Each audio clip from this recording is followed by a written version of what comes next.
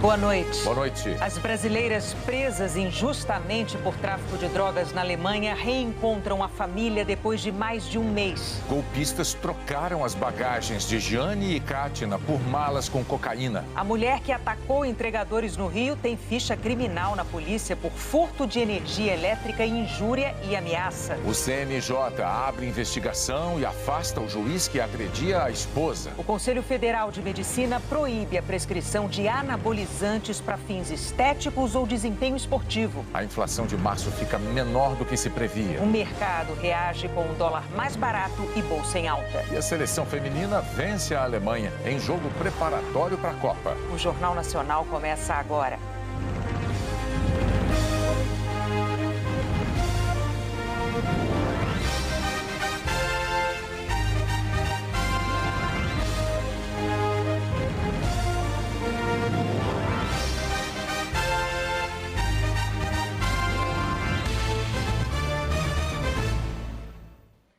As brasileiras que estavam presas injustamente na Alemanha, suspeitas de tráfico de drogas, deixaram a cadeia. As duas foram vítimas de golpistas que trocaram as malas delas no aeroporto por bagagem com cocaína. Chegamos! Depois de 38 dias na prisão, a personal Kátina Bahia e a veterinária Gianni Paulini finalmente puderam ver e abraçar a família. O encontro foi no consulado brasileiro em Frankfurt, na Alemanha.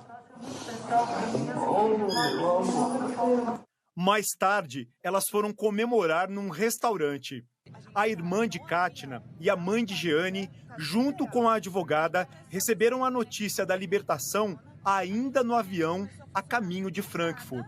E a gente teve a notícia, qual que era a notícia, Lorena? Notícia maravilhosa, que as meninas estão soltas em Frankfurt. Nós vamos chegar com as meninas soltas. A gente vai estar aqui na Alemanha para acolhê-las, para recebê-las, dar aquele abraço de família, aquele abraço que elas tanto estão precisando. Esse pesadelo finalmente acabou, né? E a gente vai poder abraçá-las muito, muito, muito.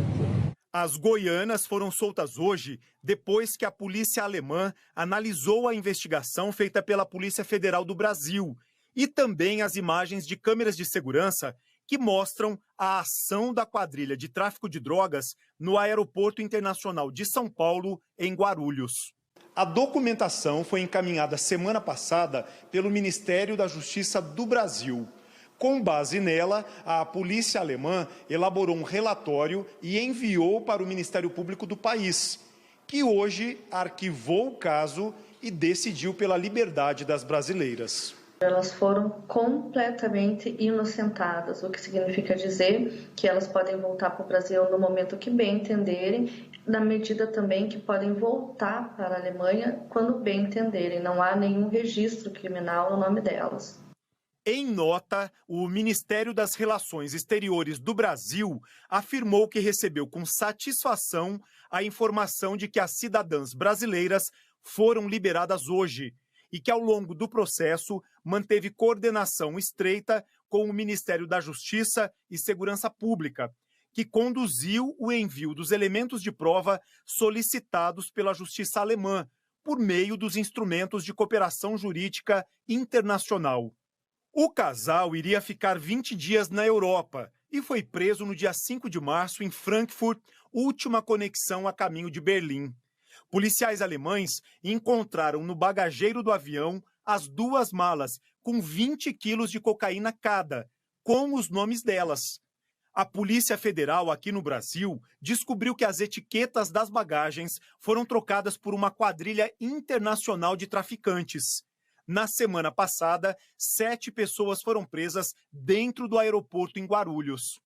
A investigação segue em curso para identificar eventuais envolvidos, tanto de Goiânia, São Paulo e ou até mesmo em outros locais. Para evitar situações como as das duas brasileiras, especialistas e autoridades federais fazem recomendações para aumentar a segurança das bagagens. Diante das vulnerabilidades encontradas, o que se mostra possível no momento seria o registro fotográfico da mala e da balança com a tarja do peso. E, no caso, enviar para algum familiar, então, o registro fotográfico e enviar. Por quê? Para a possibilidade, porque geralmente são voos para o exterior, então a pessoa pode ficar sem internet. Para, na eventualidade disso vir a acontecer, ter mais um elemento probatório de que essa mala não é minha, o peso, a variedade do peso está diferenciada. Os parentes que ficaram no Brasil contam as horas para o reencontro, que deve ocorrer no fim de semana. As pessoas que realmente cometeram esse crime vão ser presas. Essa é a certeza que a gente tem. E a gente está esperando elas aqui. Todo mundo ansioso para dar um abraço nas meninas. O Conselho Nacional de Justiça afastou do cargo e abriu investigação sobre a conduta do juiz Valmir Maurici Júnior, da 5ª Vara Civil de Guarulhos. Ele apareceu em vídeos agredindo e humilhando a ex-mulher. A defesa de Valmir Maurici Júnior declarou que confia na justiça e no restabelecimento da verdade com o exercício pleno do direito de defesa. A mulher que agrediu entregadores numa rua do bairro de São Conrado, no Rio de Janeiro, não é uma desconhecida dos policiais. Sandra Matias já tem ficha criminal por furto de energia, ameaça e injúria. O espaço onde funciona a escola de vôlei de Sandra Matias Correia de Sá hoje estava vazio. Ela é quem aparece nessas imagens agredindo Max Ângelo. A ex-atleta usou uma coleira de cachorro para atacá-lo. Tira a mão de mim, mulher. Ontem à noite, entregadores fizeram um buzinaço em frente à casa de Sandra Matias, em São Conrado, zona sul do Rio. Os entregadores que trabalham na região dizem que vêm sofrendo com ofensas há meses. No início do mês, Max Ângelo fez um registro contra Sandra Matias por injúria. No domingo, outro registro na delegacia de plantão, agora por lesão corporal, que é agressão. Até ontem eu tinha marca, eu fui no Instituto Médico Legal e lá foi constatado, sim, a agressão. Isso, para mim, é racismo com toda certeza. A gente mora aqui, a gente mora na favela. A gente mora na favela. Somos negros, somos trabalhadores, entendeu? Somos entregadores. A gente sai de manhã, é sol, chuva, para matar um leão por dia. E a gente tem que ser humilhado dessa forma porque a pessoa acha que tem dinheiro e acha que é melhor do que a outra. Está errado. A delegada responsável está ouvindo testemunhas e analisando as imagens das agressões que aconteceram aqui. Sandra Matias foi intimada a prestar depoimento nos próximos dias. Os investigadores trabalham com os crimes de injúria simples e lesão corporal, mas avaliam indícios do crime de injúria racial, que tem o mesmo tratamento jurídico do crime de racismo. A gente já requisitou as imagens do local, a investigação está avançando para que a gente possa reunir outros elementos que me deem base para qualificar ou não essa injúria. Então, eu preciso de outros elementos que vão me indicar se essa injúria é uma injúria racial ou se essa injúria é uma injúria simples. Sandra Matias tem outras anotações na ficha policial. Em 2007, foi acusada de lesão corporal. Em 2012, injúria e ameaça. Em 2021, por furto de energia na Praia do Leblon, mesmo lugar em que mantém a escola de vôlei. Desde 2015, ela responde a um inquérito na Polícia Federal por fraude em licitação. Pelo segundo dia seguido, tentamos contato com ela. Senhor, por favor, pode avisá-la que a gente está tentando uma entrevista com ela? Uma chicotada que ela me deu e está me classificando perante a agressão como escravo, entendeu? E o tempo da escravidão já acabou. Eu não sou escravo de ninguém, entendeu? E é isso que ela precisa entender. Ela não pode sair fazendo coisas com as pessoas e achar que está tudo bem, porque não é normal. A presidente do Supremo Tribunal Federal, ministra Rosa Weber, atendeu a um pedido do ministro Alexandre de Moraes e marcou o julgamento dos 100 primeiros denunciados por terem participado dos atos golpistas de 8 de janeiro. De 18 a 24 de abril, no plenário virtual. As denúncias são de associação criminosa armada, abolição violenta do Estado Democrático de Direito, golpe de Estado. A PGR já denunciou 1.390 pessoas por causa dos atos de janeiro. O Conselho Federal de Medicina proibiu os médicos de prescreverem anabolizantes para desempenho esportivo, ganho de massa muscular ou fins estéticos. Exercícios físicos regulares e alimentação saudável. Quando Ana achou que isso não bastava para se sentir mais bonita e disposta, procurou o médico. O médico me vendeu assim, um sonho de malhar pouco e ganhar massa rápida, mais rapidamente. Disposição, melhora a insônia, aumenta a libido. Mas não esperava e, segundo ela, nem foi avisada que a indicação podia trazer efeitos colaterais gravíssimos. O médico implantou um dispositivo de silicone no corpo de Ana que libera continuamente hormônios com ações anabolizantes. Ela teve um infarto renal e depois uma embolia pulmonar. Correu risco de morrer. Em julho faz um ano que eu estou praticamente vivendo para tratar dos malefícios causados do implante. Hoje, o Conselho Federal de Medicina, o CFM, publicou uma resolução que proíbe médicos de receitarem terapias hormonais com esteroides e anabolizantes que tenham objetivos estéticos, de ganho de massa muscular e para melhora do desempenho esportivo. Na medida que saiu no Diário Oficial da União, o CFM diz que não há comprovação científica suficiente quanto aos benefícios, nem segurança para quem usa. Proibindo ao médico esta prescrição, a gente consegue reduzir os impactos danosos sobre a sociedade, principalmente sobre a nossa população jovem, que é a principal população a buscar esses tipos de tratamento. Foi num consultório médico também que Anthony começou um tratamento para emagrecer com hormônios. As fotos mostram que nos primeiros meses parecia que estava dando certo. A gente confia, né? Hoje quem é da medicina, a pessoa, né? A gente conclui que estudou muito, então a gente acha que a pessoa vai te passar algo bom, que vai melhorar realmente, né? E essa é a proposta. Mas as complicações também apareceram bem rápido. Pâncreas, rim, fígado, intestino foi tudo travando. Então foi algo assim que se eu não tivesse parado ali, dali um mês acho que eu não estaria aqui já para dar essa entrevista mais.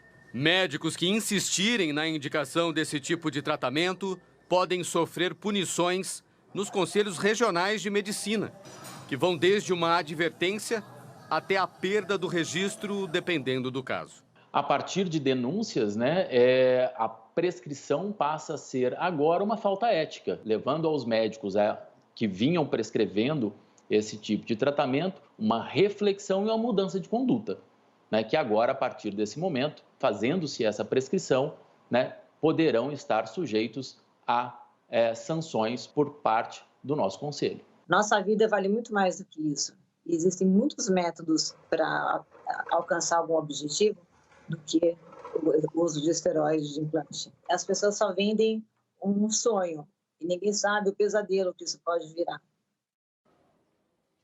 A seguir, senadores analisam a medida provisória que afrouxa regras de proteção da Mata Atlântica. A inflação menor do que se previa anima a Bolsa de Valores e diminui a cotação do dólar.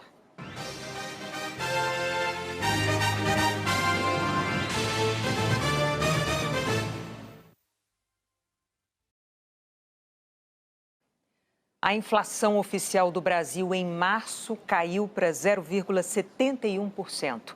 Foi menos do que se previa e só não caiu ainda mais por causa da alta da gasolina. Nos últimos 12 meses, o IPCA acumula 4,65%, o menor índice desde janeiro de 2021.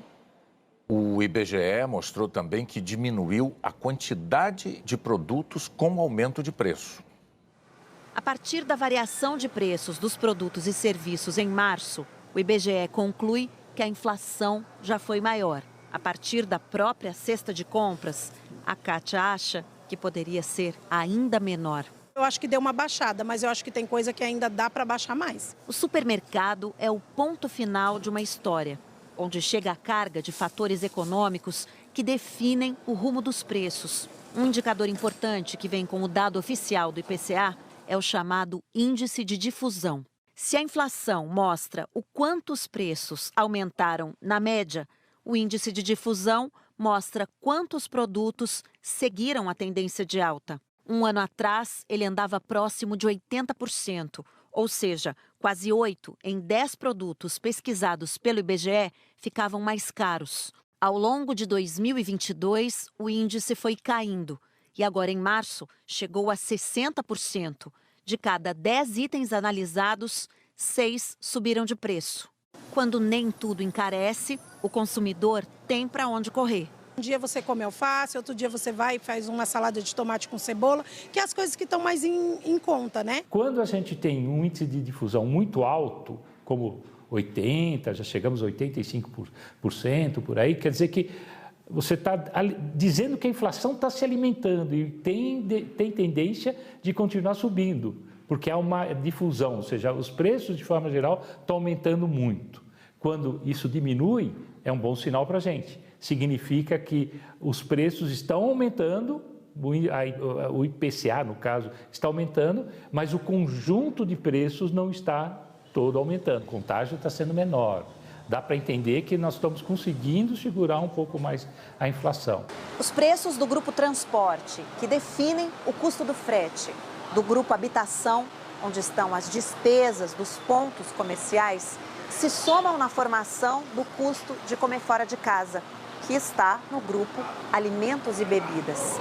Vê como a inflação é uma mistura de todos os itens da nossa cesta de consumo e um influencia o outro. O último dado oficial mostra que esse caldo, cheio de ingredientes, começou a esfriar. Uma mesa posta para a queda da inflação. O professor explica que, historicamente, um índice de difusão mais baixo acaba carregando para a cena da economia a queda de preços nos meses seguintes. A gente começa a ter a perspectiva que a inflação começa a ser mais controlada, começa a chegar no nível que a gente começa a visualizar a potencialidade de ter uma inflação mais baixa no Brasil. Tecnicamente, menor variação de preços. Na prática, maior poder de escolha. Você escolhe o prato pelo preço ou pela comida que você quer comer? Hoje foi pelo preço. Por quê? Foi mais em conta. A inflação menor do que as previsões ajudou a derrubar a cotação do dólar para R$ 5,00, a menor em 10 meses. E o principal índice da Bolsa de Valores brasileira subiu 4,3%, o melhor resultado numa única sessão em 6 meses. A Receita Federal anunciou hoje que vai acabar com a isenção de imposto sobre encomendas internacionais que custem até $50. O secretário da Receita Federal, Robinson Barreirinhas, deu essa informação numa entrevista ao portal UOL e a assessoria da Receita confirmou a decisão ao G1, mas não esclareceu quando a medida vai entrar em vigor. Essa ação faz parte do pacote de medidas do ministro da Fazenda, Fernando Haddad, para aumentar a arrecadação e para viabilizar as metas de resultado das contas públicas previstas no novo arcabouço fiscal. O Senado vai analisar a medida provisória já aprovada na Câmara que afrouxa as regras de proteção da Mata Atlântica. Ambientalistas protestaram em frente ao Congresso Nacional. Estão tirando o verde da nossa terra e o Senado pode evitar que esse verde continue a ser retirado. A MP do fim do governo passado prorrogou pela 6ª vez o prazo para a regularização de imóveis rurais, com suspensão de multas em caso de desmatamento ilegal e adiando também o início do reflorestamento. No fim de março, os deputados aprovaram a MP e acrescentaram mudanças ao texto, permitindo o desmatamento da floresta, incluindo áreas ainda intocadas para obras de infraestrutura, bastando a prefeitura autorizar, sem necessidade de estudo prévio de impacto ambiental. Durante a votação na Câmara, o governo disse que não se comprometia com a sanção dos novos trechos, que não faziam parte da MP original, os chamados jabutis. A MP agora chegou ao Senado. Não passa por comissões, vai direto para o plenário e tem que ser votada até o começo de junho. Do contrário, caduca, perde a validade. O relator da matéria está começando a analisar o texto e promete dialogar com todos. Entender o que pensam os ministérios do meio ambiente, de Minas e Energia, da agricultura, são ministérios que têm interesse no tema, qual o pensamento do governo, do plenário. Então, o compromisso é de muito diálogo com as entidades ambientais, com as entidades que fazem a defesa da Mata Atlântica, um bioma tão essencial ao país. Então, é assim que vamos fazê-lo aqui no Senado Federal. E é isso que os ambientalistas esperam. Queremos que essa medida provisória caduque, porque ela acaba com o Código Florestal, acaba com a restauração das florestas no Brasil. A Mata Atlântica é o bioma mais ameaçado do Brasil e a gente precisa que a lei especial dessa floresta seja mantida na sua integridade. Foi reaberto o acesso ao único município do Maranhão que ainda estava isolado por causa das chuvas. O nível do rio Zutil abaixou nas últimas 48 horas. Com isso, o principal acesso a Alto Alegre do Pindaré foi liberado hoje, depois de 5 dias. Aqui tem essa mureta, a água não cobriu só a ponte não, cobriu a mureta, 1 palmo acima da mureta. Baixou muito de ontem para hoje? Baixou, foi o dia que baixou mais. Dona Raimunda teve a chance de voltar para casa. A gente perde tudo, quase tudo, porque tem muitas coisas que se molhar, estraga, não presta mais. A água fez os buracos se multiplicarem ao longo da rodovia. Bairros inteiros de Alto Alegre do Pindaré continuam tomados pela água. Aqui, mais de 5.000 famílias foram atingidas pela enchente.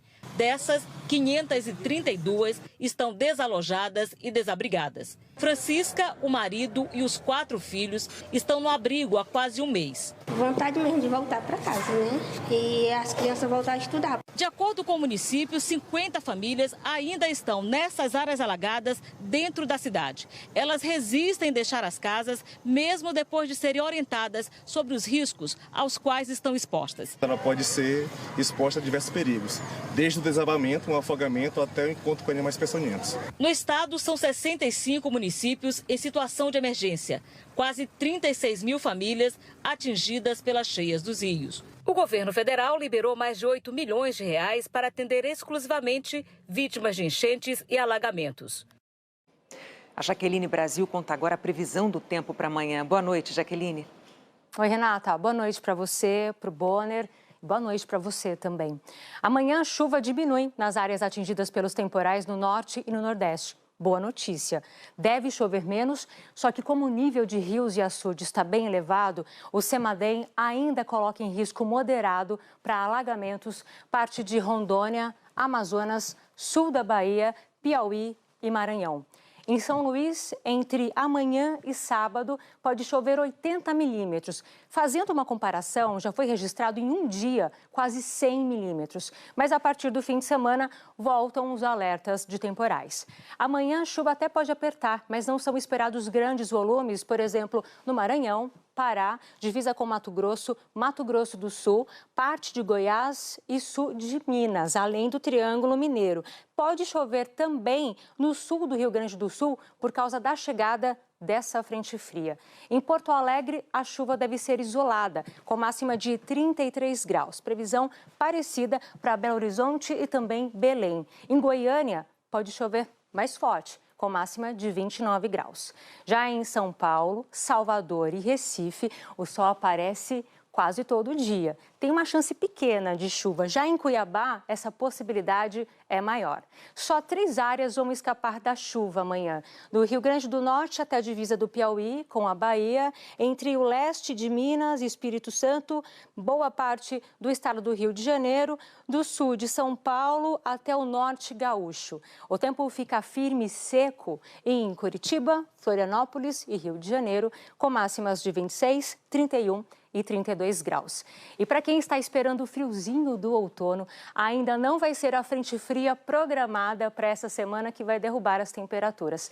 Ela vai avançar pelo sul e sudeste até sexta-feira. Previsão de chuva forte para o Rio Grande do Sul, Santa Catarina, Paraná, parte de Mato Grosso do Sul e São Paulo. Só que como a alta pressão que vem logo atrás da frente fria não será tão intensa, as máximas devem ficar entre 25 e 27 graus nas áreas em amarelo e bem acima dos 30 graus, onde está vermelho do mapa.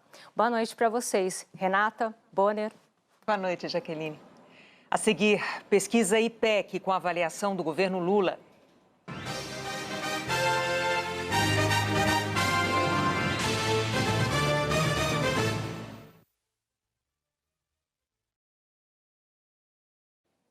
O IPEC divulgou uma pesquisa com a avaliação do governo do presidente Lula. A margem de erro é de 2 pontos para mais ou para menos. Em março, 41% consideravam o governo Lula ótimo ou bom. Agora, 39%. Em março e agora, 30% consideraram o governo regular. Ruim ou péssimo, 24% em março. Agora, 26%. Não sabem ou não responderam, 5% em março, agora 6%. Os entrevistados avaliaram também a maneira como Lula está governando. Em março, 57% dos brasileiros aprovavam, agora 54%. 35% desaprovavam, agora 37%. Não sabem ou não responderam, 8% em março e agora 9%. O IPEC também apurou o nível de confiança no presidente. Em março, 53% afirmaram que confiavam no presidente Lula. Agora, 52%. 43% disseram que não confiavam. Agora, 44%. Não sabem ou não responderam, 4% nas duas pesquisas. O Instituto perguntou se Lula fez o que se esperava dele em 100 dias de mandato. 13% dos entrevistados disseram que o governo Lula fez mais do que eles esperavam. 31% disseram que fez o que esperavam. 48% avaliam que o presidente fez menos do que era esperado. E 7% não sabem ou preferiram não opinar. O IPEC entrevistou 2.000 pessoas maiores de 16 anos em 128 municípios dos dias 1º a 5 de abril. O presidente Lula está viajando para a China, onde vai se encontrar com o presidente Xi Jinping. A comitiva tem ministros, parlamentares e governadores. Em Brasília, a ministra do Planejamento, Simone Tebet, disse que o governo está ajustando o projeto do arcabouço fiscal. Por isso, o presidente só vai assinar o texto e encaminhá-lo ao Congresso na semana que vem, quando voltar. Sobre o projeto da Lei de Diretrizes Orçamentárias, a ministra Tebet disse que vai entregar aos parlamentares nesta sexta-feira. Hoje o Congresso instalou 3 comissões de deputados e senadores para analisar medidas provisórias que o governo considera fundamentais.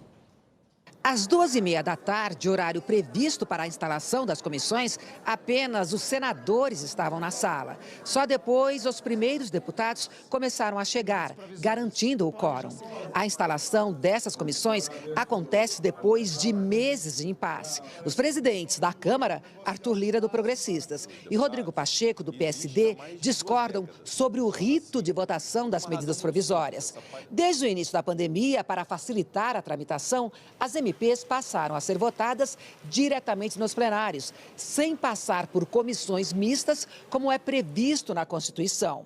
Arthur Lira queria que as votações continuassem assim, mas Pacheco determinou a volta das comissões. O impasse continua, mas um acordo permitiu que as medidas provisórias, consideradas prioritárias pelo governo, fossem votadas antes de perder a validade. O primeiro passo é a instalação das comissões.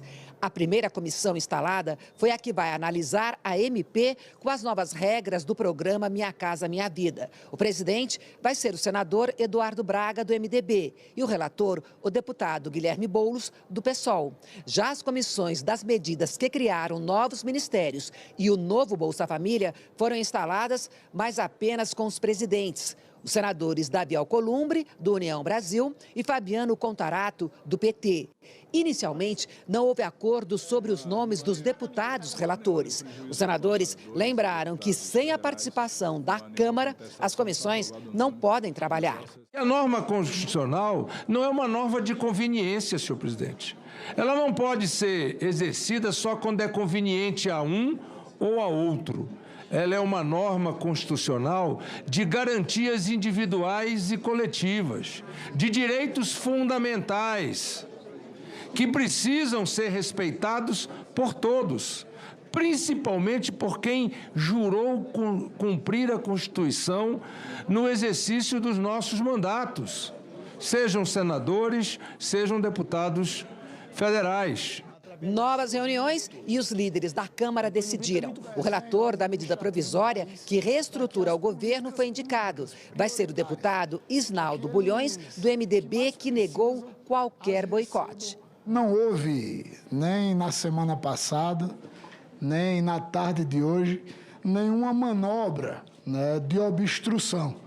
Era apenas o fato que nós, líderes da Câmara, estávamos dentro de um debate natural, porque ainda havia indefinição dos blocos parlamentares ou partidos representados na Câmara que passariam a indicar cada medida provisória instalada na tarde de hoje. O relator da comissão da medida provisória do Bolsa Família deve ser escolhido amanhã. Também estava prevista para hoje a instalação da comissão da MP com as novas regras do CARF, o Conselho Administrativo de Recursos Fiscais. Mas governo e líderes decidiram transformá-la num projeto de lei com urgência constitucional. O presidente dos Estados Unidos chegou hoje à Irlanda do Norte para celebrar os 25 anos do acordo que pôs fim a 3 décadas de violência no país. São duas as Irlandas. Elas são vizinhas, ficam na mesma ilha. Embaixo, a República da Irlanda, que tem como capital a carismática Dublin, cidade cheia de brasileiros aprendendo inglês. Essa Irlanda está na União Europeia. Em cima, a Irlanda do Norte, outro país, e parte do Reino Unido, junto com Escócia, País de Gales e Inglaterra. A capital dessa outra Irlanda é Belfast. No final dos anos 60, a ilha viveu uma tensão político-religiosa. O cenário dos confrontos era a Irlanda do Norte. A minoria católica da população, com religião e cultura ligadas à República da Irlanda, ao sul, lutava pela reintegração dos dois países. A maioria protestante, que se identifica como britânica, defendia a permanência da Irlanda do Norte no Reino Unido. Durante 30 anos, os conflitos deixaram mais de 3.500 mortos. Os mais velhos vão lembrar, foi quando surgiu uma facção violenta do IRA. O Exército Republicano Irlandês, considerado pelos britânicos uma organização terrorista, era um grupo paramilitar que buscava a reunificação defendida pelos católicos. A paz só veio em 1998, com o chamado Acordo da Sexta-feira Santa. As Irlandas desmilitarizaram os grupos armados, definiram um sistema de partilha de poder e criaram um parlamento em Belfast. Na figura do ex-presidente Bill Clinton, os Estados Unidos tiveram um papel importante nessa negociação. Hoje, 25 anos depois, Joe Biden embarcou para a Irlanda do Norte. Amanhã, o presidente americano tem um encontro com líderes políticos da Irlanda do Norte.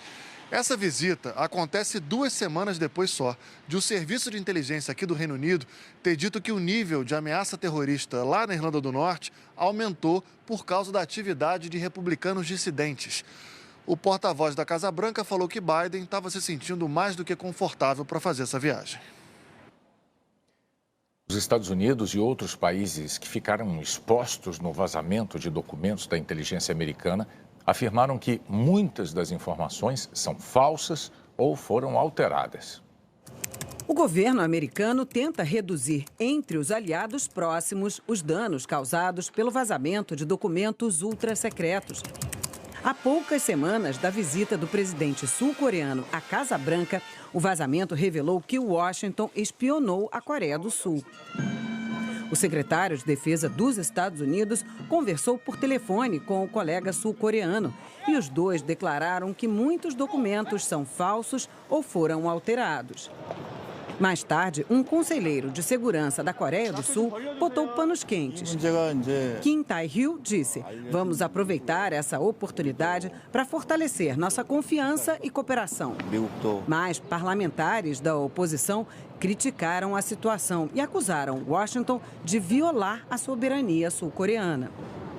Entre as informações sobre a Coreia do Sul que vieram à tona está o questionamento do alto escalão do governo se as 330 mil peças de artilharia vendidas aos Estados Unidos e à Polônia seriam enviadas à Ucrânia. A Coreia do Sul tem uma política de não dar armas a países em guerra. A espionagem americana a outro aliado revelou supostos planos do presidente do Egito de produzir armas que seriam fornecidas à Rússia.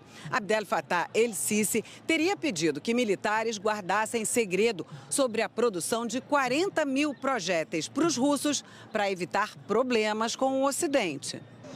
Os dois países negaram a veracidade dos documentos. O Egito é um dos maiores aliados americanos no mundo árabe. Há décadas, os Estados Unidos fornecem ajuda bilionária ao país.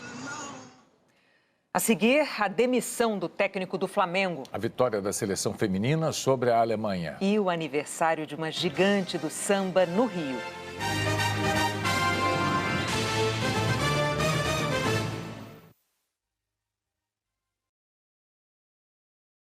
Faltando só 100 dias para a abertura da Copa do Mundo, a seleção brasileira feminina de futebol venceu o amistoso com a Alemanha.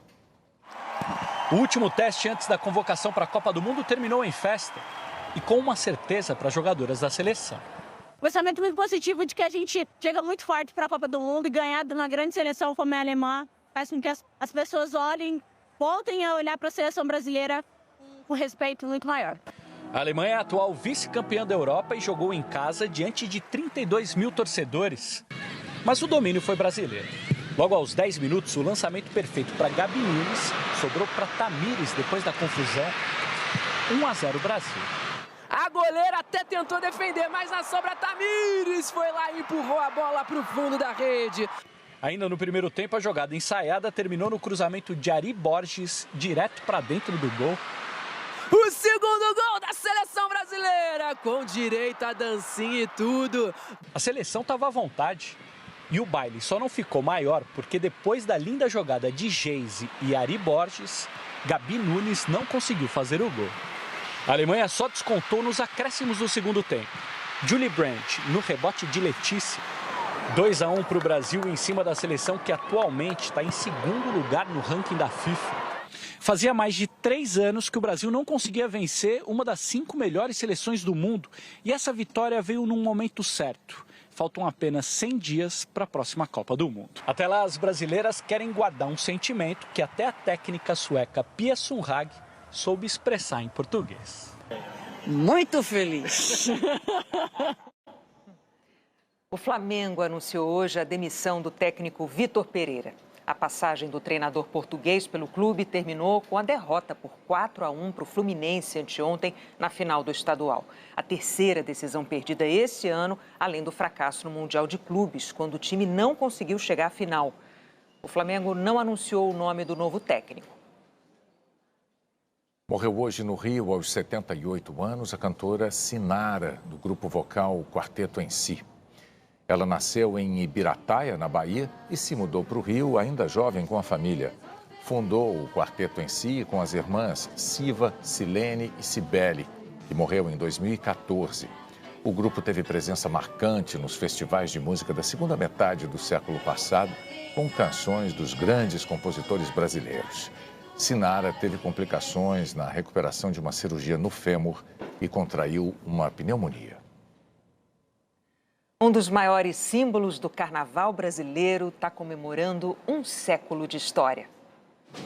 O que esse menino traz nos pés é uma história que hoje completa 100 anos. Um enredo que começou a ser escrito no dia 11 de abril de 1923, por Paulo da Portela, Antônio Rufino e Antônio Caetano. Trouxeram todo o axé e hoje a existência e tudo que a gente tem para mostrar hoje vem justamente deles três. É claro que no início não tinha quadra, não tinha estrutura, mal tinha gente. A Portela nasceu como um pequeno bloco quase rural e ao longo desses 100 anos conseguiu se transformar no que é hoje. A majestade do samba, a maior campeã do carnaval. Lugar onde o povo negro de uma cidade marcada pela escravidão encontrou abrigo, força e direção. A Portela já trazendo esse histórico, né, de grandes compositores, grandes artistas, grandes nomes, né, de artistas negros que cresceram na música, na arte. A Portela influenciou o engrandecimento da cultura negra, do negro enquanto artista. Hoje de manhã, a escola cujo símbolo é uma águia amanheceu o dia pertinho do céu. Aos pés do Cristo, integrantes, diretoria e velha guarda participaram de uma missa especial, que foi celebrada inclusive por um padre portelense. O padre, na sua vida pessoal, também é portelense desde pequeno, né? Então, é uma honra estar nesse lugar, né, onde o Cristo Redentor é um ícone para nós que somos cariocas e também para o mundo inteiro. A turista da Holanda aprendeu o nome hoje. Portela. O casal de São Paulo tomou um susto, mas um susto bom. A gente não fazia ideia, mas foi muito legal, muito legal. Na mesma moldura do Cristo, cartão postal da cidade, a Portela. Aniversariante do dia, riqueza cultural do Brasil. As suas cores são lindas, seus valores não têm fim. Portela querida, és tudo na vida pra mim, pra mim. Portela, suas cores têm na bandeira do Brasil e no céu também. O Jornal da Globo é depois da estreia da nova temporada do Profissão Repórter. Boa noite. Boa noite e até amanhã.